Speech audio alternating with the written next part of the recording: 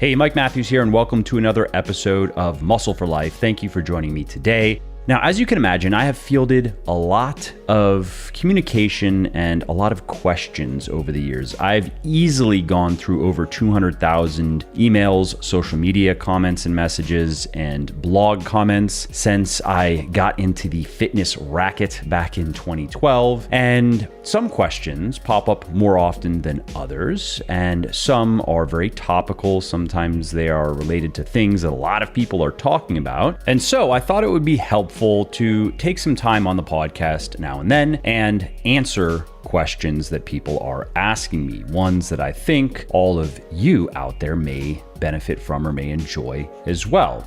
Now, if you are a regular around these parts, you know that I usually answer 3 questions in the Q&A episodes, and I'm happy to keep doing that, but one of the most common critiques I get regarding the podcast is that the episodes are always long. All of the episodes, most all of them at least, run 30, 45, 60, even 90 minutes, depending on what they are. And so I thought I would try a different format for the Q&As going forward. And I'd love to hear your thoughts. Let me know if you like my idea, if you like what I'm going to do here. Email me, mike@muscleforlife.com. So my idea is simply to take the 3 questions that I would normally answer in one Q&A episode and answer them in individual episodes, one topic per episode. So that means that those episodes will be no more than probably 10 minutes long, and I will just release them more frequently. Let me know what you think of the idea. Do you prefer the old way? 30, 45 minutes or so, 3 questions per episode? Or do you like my new idea where each question gets its own episode and those episodes are short, easy to listen to? You know, you can get through one if you are going for a walk or driving to the gym or doing some chores or whatever. Or do you simply not care either way? Do either work for you? Email me, mike@muscleforlife.com. All right, so what question am I going to answer today? Well, it is, what are my thoughts on plant-derived meat alternatives? Also, if you like what I'm doing here on the podcast and elsewhere, definitely check out my VIP one-on-one coaching service, because my team and I have helped people of all ages and all circumstances lose fat, build muscle, and get into the best shape of their life faster than they ever thought possible. And we can do the same for you. We make getting fitter, leaner, and stronger paint by numbers simple by carefully managing every aspect of your training and your diet for you. Basically, we take out all of the guesswork, so all you have to do is follow the plan and watch your body change day after day, week after week, and month after month. What's more, we've found that people are often missing just 1 or 2 crucial pieces of the puzzle. And I'd bet a shiny shekel it's the same with you. You're probably doing a lot of things right, but dollars to donuts, there's something you're not doing correctly or at all that's giving you the most grief. Maybe it's your calories or your macros. Maybe it's your exercise selection. Maybe it's your food choices. Maybe you're not progressively overloading your muscles, or maybe it's something else. And whatever it is, here's what's important. Once you identify those 1 or 2 things you're missing, once you figure it out, that's when everything finally clicks. That's when you start making serious progress. And that's exactly what we do for our clients. To learn more, head over to www.buylegion.com. That's buylegion.com/VIP and schedule your free consultation call, which, by the way, is not a high pressure sales call. It's really just a discovery call where we get to know you better and see if you're a good fit for the service. And if you're not, for any reason, we will be able to share resources that'll point you in the right direction. So again, if you appreciate my work and if you want to see more of it, and if you also want to finally stop spinning your wheels and make more progress in the next few months than you did in the last few years, check out my VIP coaching service at www.buylegion.com/VIP.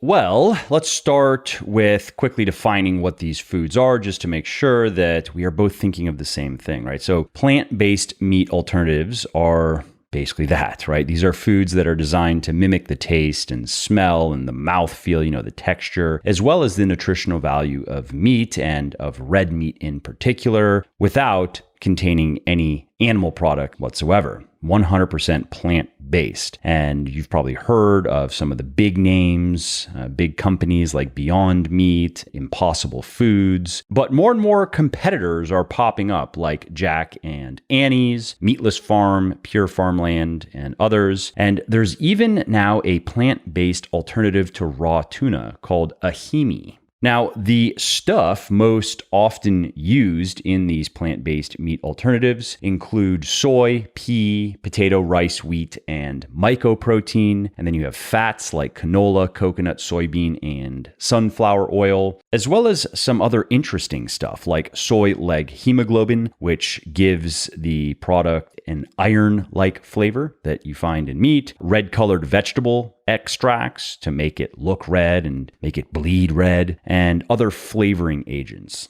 Now, the big marketing buttons pushed to sell these products to convince people to use them instead of meat are primarily environmental concerns and human health benefits. So let's talk about the health benefits first. And if we're going to do that, then we have to compare how these plant-based meat alternatives match up to meat nutritionally. So let's talk about protein first. Many of the plant-based meat products use concentrates or isolates, or sometimes a combination of both, of soy, pea, and other plant proteins. Now, research does show that those are good sources of protein, that the body is able to digest them and absorb them about as well as most animal proteins. That said, for those of us who want to get more jacked, we should know that a number of studies have shown that purified plant proteins exhibit a lower anabolic response in muscle compared to animal meat, which of course is not good if you're trying to gain muscle.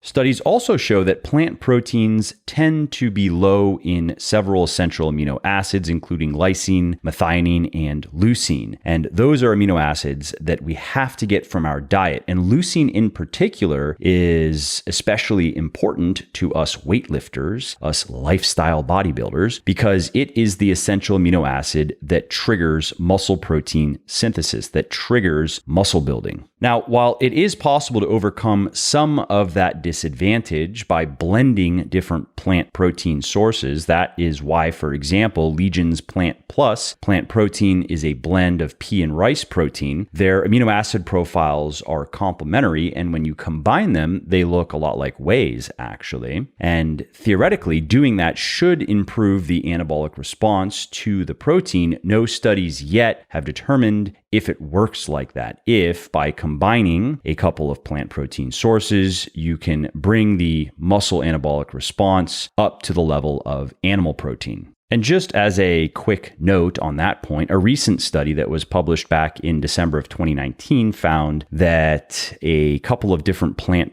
protein blends resulted in 30 to 40% lower circulating essential amino acid availability when compared to a leucine matched amount of whey protein. And those blends were pea and pumpkin protein, that was one, and then pea, pumpkin, and sunflower and coconut protein, that was 2. And then they took the first blend, the pea and pumpkin protein, and they hydrolyzed it using some enzymes, and that was the 3rd blend.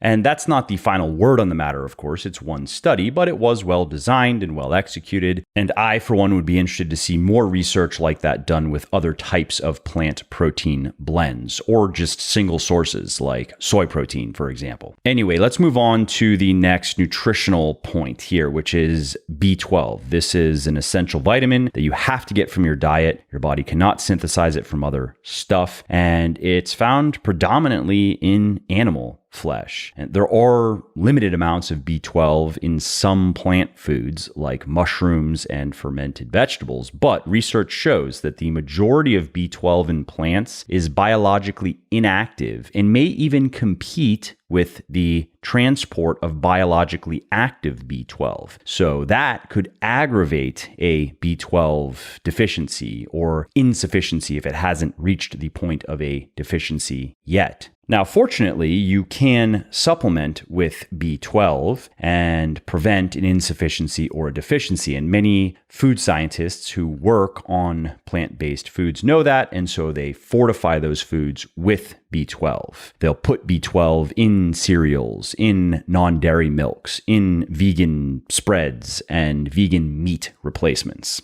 If, though, you are not eating enough of those foods, then you're going to have to supplement in addition to that with B12. It's going to be essential for your health. Two other minerals that deserve our attention here are iron and zinc. Now, both can be obtained very easily from animal products as well as plants, but the iron and zinc from plant sources is far less bioavailable. And this is often because there are other compounds in plants like phytates, polyphenols, calcium, and others that inhibit our body's ability to absorb the iron and zinc. Now, ironically, research shows that if you eat meat as well as plant-based sources of iron and zinc, this actually increases how much iron and zinc your body can absorb from those plant sources. Now, similar with B12, it is possible to supplement with zinc and iron to make sure that you get enough of both, and you can do that on a plant-based diet. That said, research shows that if you do that, if that is how you have to maintain sufficiency in iron and zinc, that may reduce the absorption of other minerals such as copper, and you may have to address that. You may have to account for that in your meal planning or supplementation regimen as well. Now, I could go on. I could list more nutrients that we are going to struggle to get enough of or just miss out on altogether by substituting our meat for plant-based meats like essential amino acids, creatine, inserine or onserine. I'm not sure how to pronounce it. Different sources say different things, and a couple of others, taurine, carnosine. And in most cases, we could say, well, we can get around that by just fortifying the food with the missing nutrient or mineral or whatever, or we could just take it in a supplement. And while that may seem like a workable solution, at least on paper, the problem is studies show that often doing that just isn't as effective as getting the nutrients naturally. If we rely too heavily on supplementation, we can wind up with insufficiencies or deficiencies despite getting enough, it would appear, of the key nutrients. What's more, trying to mimic whole food sources by combining several isolated nutrients likely underestimates the health benefits of eating whole foods. There are often other things in the foods that we haven't isolated yet that make them more effective than just picking out the individual pieces. To use a cliche, the whole food is often greater than the sum of its apparent parts. So, as of right now, from a nutritional point of view, I'm of the opinion that plant-based meat alternatives can fit into an omnivorous diet if you want to eat them now and then, but I would not recommend replacing animal products with them altogether. Okay, now let's talk about the environmental side of things, the environmental impact of farming meat versus creating these plant-based meat alternatives. The primary benefit, we are told, of choosing the plant products is that those or the creation of those has a lower carbon footprint than the meat, that creating those products produces less carbon than producing meat. That said, the science is unsettled. Research shows that while meat alternatives may have a lower environmental impact when compared to grain-fed cows, there are systems that are out there that mitigate the environmental impact of farming, the carbon footprint of farming. And while I'm not an expert in farming whatsoever, the research that I've read is more balanced than you might expect. For example, studies show that where lands are allowed to properly recover after a grazing period, the amount of carbon in the soil more than offsets the greenhouse gas emissions of the animals and actually can result in a net negative carbon footprint. What's more, research shows that if livestock spend their lives grooming and fertilizing vegetation and soil, they may help to mitigate any harmful environmental effects, or at least not exacerbate them further. It is certainly worth noting, though, that not all farming operations operations are run the ways that I just described. Not all farming operations do have beneficial or neutral effects on the environment, and depending on how they're run, depending on the management practices, grass-fed beef, for example, certainly can have a higher carbon footprint than other systems of farming, or of course the creation of plant-based meat alternatives. So my current position on the environmental discussion around plant-based meat alternatives is that while it's true that the creation of those products can produce a lot less carbon, that the carbon footprint can be a lot smaller than some farming operations, that's not always true. When good farming practices are upheld, the environmental impact of raising livestock can be a lot smaller than many people think and than many plant-based meat marketers would have you believe. Okay, friends, that's it for this shorter than usual Q&A episode. Thanks again for listening. I hope you liked it. And shoot me an email and let me know what you think of this format. Do you like this idea where I do these Q&A episodes more frequently and they are one topic each and they are shorter? Or do you prefer the old format, the usual format, where I'm doing one every week or so, and they are 3 questions and 3 times as long? Anyway, as far as what else I have coming for you, well, tomorrow I have another short Q&A where I'm going to be talking about gaining strength, but not size. And then next week, I'm going to be talking about, I have a monologue coming where I'm going to be talking about the best supplements for women. And I have a Q&A where I'm going to be answering a question about fitness for shift workers, how to make it work, as well as an interview with one of Legion's newest athletes, Adam Pfau, who has built a very large social media following, educating people on how to get fitter. He has shared a lot of great information, and so I'm really happy to have him on the Legion team and to have him on the podcast, or I should say have had him on the podcast, to talk about his fitness journey and some of the key lessons he has learned over the years. And that's not all for next week. I have 5 episodes coming next week, so I hope you like them.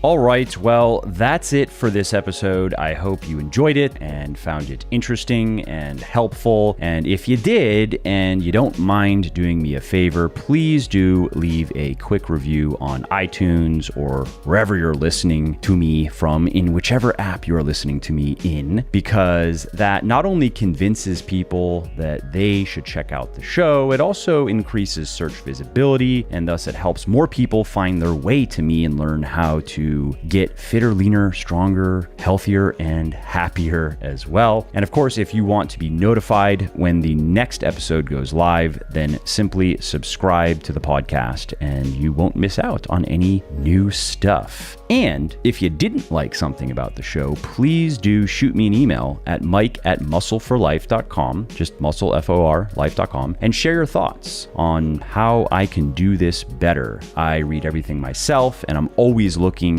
for constructive feedback, even if it is criticism.